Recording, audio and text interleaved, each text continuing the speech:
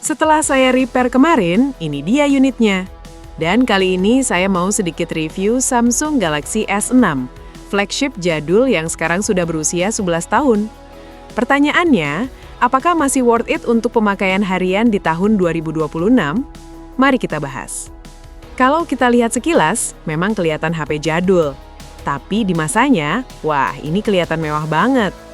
Bagian depan punya layar besar pada zamannya, yaitu 5,1 inci.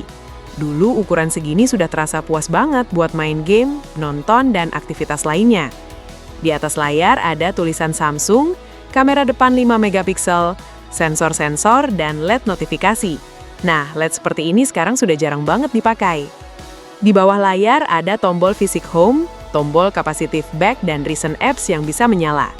Dan tombol fisik ini dulu jadi identitas Samsung banget, bahkan sampai Samsung Note FE masih pakai model seperti ini. Menariknya lagi, tombol ini juga sekaligus jadi fingerprint yang sangat akurat. Di masanya, fitur fingerprint itu masih jarang banget, dan ini termasuk yang cepat dan responsif. Ke bagian kanan bodi ada tombol power kecil, di bawahnya slot SIM yang cuma mendukung satu SIM. Bagian kiri ada tombol volume plus minus. Di bawah ada garis antena, speaker, port micro USB, ya wajar, dulu belum zamannya Type-C, dan jack audio 3,5 mm. Di atas ada mikrofon dan infrared, dulu bisa buat jadi remote TV.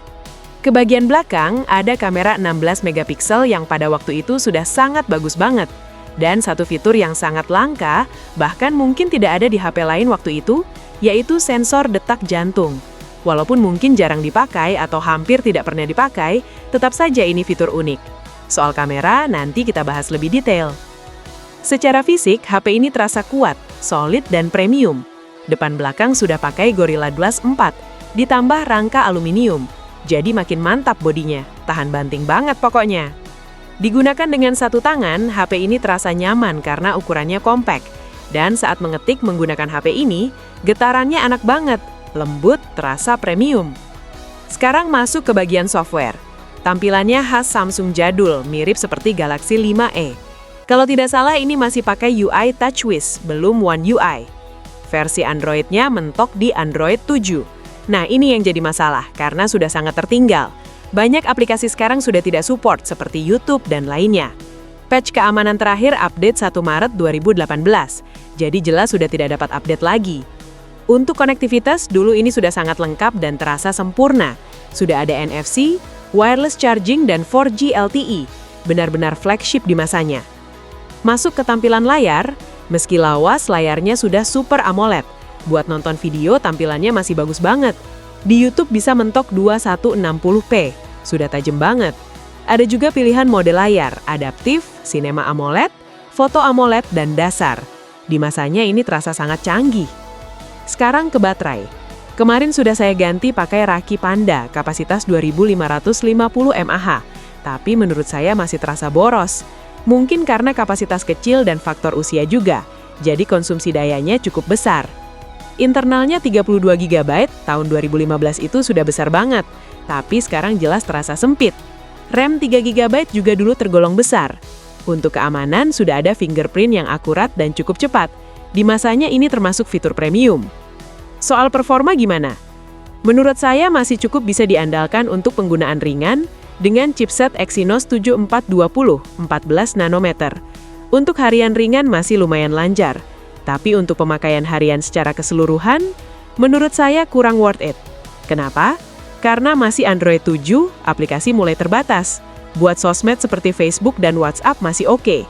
TikTok kurang lancar. YouTube bahkan sudah tidak tersedia di Play Store dan tidak bisa install manual. Kalau kalian suka oprek mungkin bisa custom ROM naik ke Android 10 sampai 13.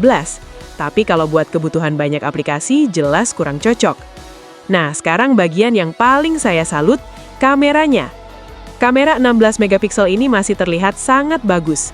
Bahkan menurut saya masih bisa bersaing dengan HP keluaran baru harga 2 jutaan. Sudah mendukung Auto HDR. Mode kameranya lengkap banget. Otomatis, Pro, HP jadul sudah ada mode Pro. Panorama, selective focus, slow motion, fast motion, virtual shot, bahkan live broadcast. Fitur siaran langsung bawaan seperti ini malah sekarang jarang ada. Bisa ambil foto 16 megapiksel rasio 16:9, bahkan sudah support RAW. Gila nggak tuh? Videonya juga mantap, sudah bisa rekam sampai 4K. Ini baru flagship. Ditambah sudah support OIS, jadi untuk perekaman video jelas lebih stabil. Kamera depan mentok di QHD dan masih bagus untuk ukuran sekarang. Zoom sampai 8 kali untuk foto dan video juga masih oke. Nanti di akhir video akan saya bandingkan dengan Poco F6 milik saya, jadi jangan skip ya. Kesimpulannya gimana di tahun 2026? Menurut saya kurang worth it untuk harian berat. Alasannya, OS Android 7 sudah lawas, baterai kecil dan terasa boros, chipset cukup panas, RAM dan internal sudah kecil untuk standar sekarang. Tapi kalau buat nostalgia, masih menarik banget. Kelebihannya, bodi kokoh dan premium. Sudah 4G, kamera masih bisa diandalkan. Desain tipis dan kompak, enak digenggam dan dibawa kemana-mana. Kalau cuma buat WhatsApp atau HP cadangan, masih oke banget. Harga sekarang di kisaran 200–400 ribu rupiah, tergantung kondisi dan kelengkapannya. Oke, mungkin cukup sekian. Kalau kalian suka konten review dan restorasi HP jadul seperti ini, jangan lupa like dan subscribe supaya tidak ketinggalan video berikutnya. Terima kasih sudah menonton, sampai ketemu di video selanjutnya. Ini adalah hasil rekaman dari Samsung Galaxy S6. Dan HP ini sudah menggunakan OIS ya, atau mendukung OIS. Jadi untuk stabilannya menurut aku sudah cukup stabil. Kalau menurut kalian gimana?